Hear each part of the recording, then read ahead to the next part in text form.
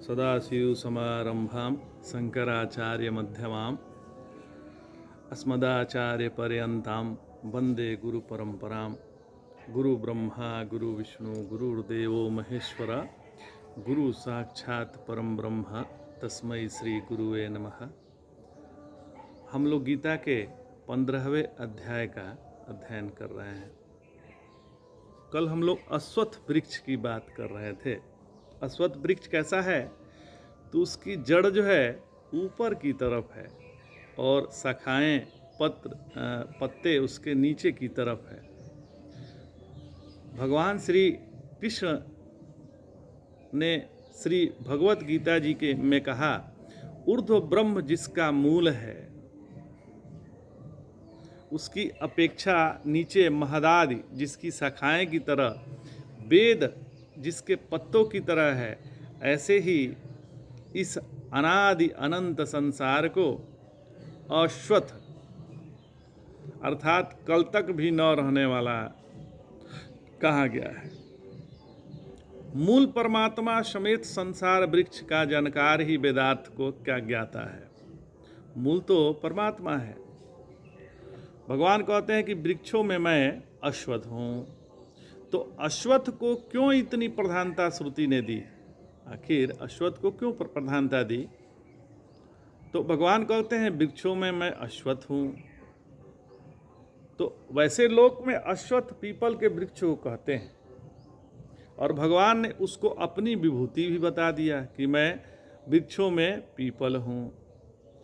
तो अश्वत्थ शब्द के दो अर्थ संभव है। एक तो स्व कहते हैं आने वाले कल को, स्व न तिष्ठति इति अश्वत्थः, कल तक जो रहे उसे स्वथ कहेंगे और कल तक को न रहे उसे अश्वत्थ कहेंगे। मतलब उसकी गारंटी नहीं है कि कल तक वो रहेगा, वो अश्वत्थ है। तो संसार में कोई चीज़ ऐसा नहीं है जो कल तक रहती है। कल का मतलब क्या?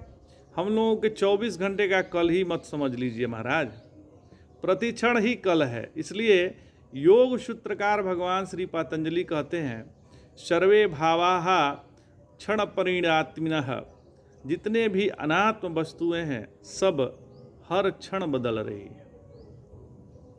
यह बात आज का आधुनिक विज्ञान भी कहता है। प्रत्येक पदार्थ के जो अणु है उसमें गति है। हर अणु के अंदर जो परमाणु है वे भी निरंतर घूमते हैं।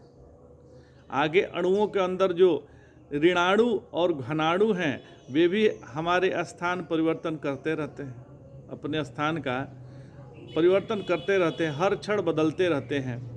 तो जब घनाणु और ऋणाणु का स्थान बदलता है तब परमाणु में भी परिवर्तन होगा। परमाणु में परिवर्तन हुआ तो अणु में निश्चित परिवर्तन होगा। तो अणु में परिवर्तन हुआ तो हर पदार्थ के अंदर फर्क हो गया। हम नित्य बदल रहे हैं। ये शरीर नित्य बदल रहा है, ये संसार नित्य बदल रहा है महाराज। तो जल्द दिखता नहीं आँख से, यह बात ठीक है। बढ़िया साड़ी खरीदिए, एक बार पहनकर खुद खूब अच्छी तरह से उसमें फिनाइल की गोलियां डालकर प्लास्टिक के थैली में बंद करके रख दीजिए। फिर किसी विशिष्ट शादी के दिन 12 साल के बाद उसको निकाल कर पहने तो थोड़ा सा जोर लगते ही चर चर फट जाती है। आश्चर्य होता है कि हमने तो 12 साल पहनी ही नहीं, बड़ी सुरक्षा से रखी, बड़े बढ़िया से रखा, फिर ये पड़े पड़े क्या हो गया? तो जब इतना परिवर्तन हो गया कि वह फट गई तब तो पता लगता है। अन्यथा जो सूक्ष्म परिवर्तन होते हैं जिसके कारण अंत में वह फट जाती है, उन परमाणुओं के विकारों को हम इन नेत्रों से नहीं देख पाते हैं। नारायण, ठीक इसी प्रकार हम अपने शरीर के परिवर्तन को नहीं देख पाते। हर दिन पानी समेत हम लोग कम से कम 2 किलो अन्न तो अपने पेट में डाल ही लेते हैं। यदि वजन उतने का ही उतने रहता है तो 2 किलो का क्या हुआ? 2 किलो में से कुछ तो शरीर में चला गया और शरीर का जो 2 किलो था वह बचे हुए अन्न में मिलकर मल मूत्र श्वेद वगैरह में निकल गया, पसीने से निकल गया महाराज। तो यदि 2 किलो वजन हमारा आपका निकल रहा है तो हमारी आपकी आज का मूलधन पूरा शरीर है वह कुछ दिनों में पूरा ही बदल जाएगा। आपका वजन यदि 60 किलो है तो महीने भर के बाद आज वाले शरीर में से क्या बचेगा? फिर भी हमें बुद्धि क्या होती है, वह वही शरीर है जैसे दिख रहा था, वह वही साड़ी है, यही बुद्धि रहती है। रोज तो कुछ पता नहीं लगता, किंतु 50 साल के बाद 60 साल के बाद कभी आंख गड़बड़ाती है, कभी दांत गड़बड़ाते हैं, कभी हड्डियां गड़बड़ाती है। आदमी सोचता है कि मैं बड़े ध्यान से शरीर को रखा, कुछ गड़बड़ खाया नहीं, कुछ गड़बड़ काम किया नहीं, शरीर को क्या हो गया?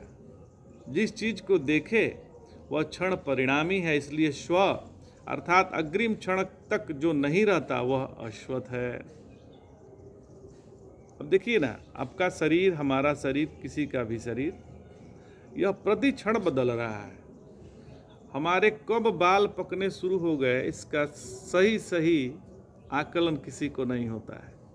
कब हम बच्चे से जवान हो गए और कब जवान से बूढ़े हो गए इसका भी सही किसी को पता नहीं चलता, लेकिन परिवर्तन तो हो ही रहा है। तो नारायण जब किसी का वर्णन होता है तो इसका मतलब यह नहीं है कि वह है। जैसे सूर्योदय एवं सूर्यास्त का वर्णन भी होता है, पर क्या सत्य ऐसा है क्या? क्या वो सही में सूर्योदय होता है क्या? सूर्य तो सदा उगा हुआ है। हाँ, हमको दिखाई देता है इतने बजे तो हम मानते हैं कि सूर्योदय हुआ है।